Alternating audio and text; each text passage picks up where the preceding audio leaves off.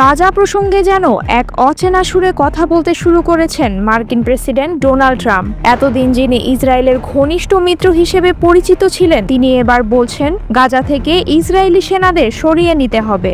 আঞ্চলিক শান্তিরক্ষী বাহিনী পাঠানো থেকে শুরু করে ধ্বংসস্তূপের মধ্যে নতুন করে গড়ে তোলার অর্থায়ন ও পুনর্বাসনের নকশাও তিনি হাতে নিচ্ছেন।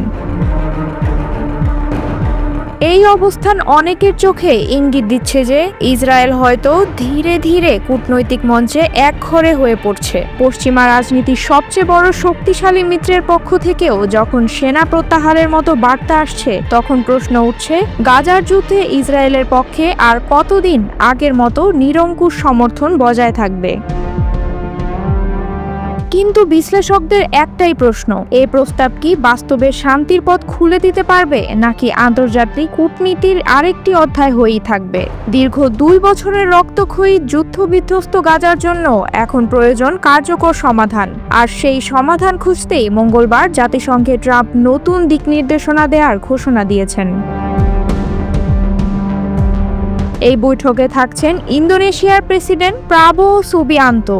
তিনি ইতোমধ্যেই বলেছেন গাজায় শান্তির পথে এগোতে তার দেশ শান্তিরক্ষী বাহিনী পাঠাতে প্রস্তুত। অন্যদিকে ফ্রান্স ও সৌদি আরবের যৌথ আয়োজিত সম্মেলনেও তিনি একই কথা জানান। বিভিন্ন মাধ্যমে জানা যায় ট্রাম্পের প্রস্তাব ইসরায়েলের তৈরি নয়, তবে প্রধানমন্ত্রী নেতানিয়াহুকে বিষয়টি জানানো হয়েছে। পরিকল্পনায় ফিলিস্তিনি কর্তৃপক্ষকে জায়গা দেওয়া হলেও হামাসকে একেবারেই বাইরে রাখা হয়েছে। যুক্তরাষ্ট্র ও ইসরায়েল পরিষ্কার জানিয়ে দিয়েছে হামাসকে নিষ্ক্রিয় বা নির্মূল করাই তাদের লক্ষ্য। ইসরায়েলের চলমান হামলায় এ পর্যন্ত গাজার মাটিতে প্রাণ হারিয়েছেন অন্তত 65,000 ফিলিস্তিনি।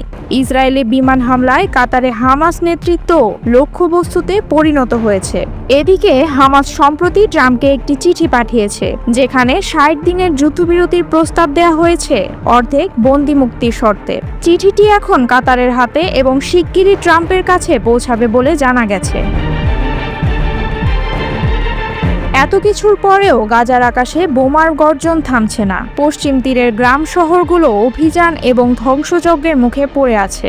বিশ্বশক্তিরা সভাকক্ষে শান্তির ডাক দিলেও বাস্তবতায় গাজাবাসীর কানে কেবল ধ্বংসের শব্দ, ক্ষুধার কাতর চিৎকার এবং হতাশার সুর বাজছে। এই অবস্থা দেখেও যুদ্ধ থামানোর কোনো কার্যকর সমাধান এখনো চোখে পড়ছে না।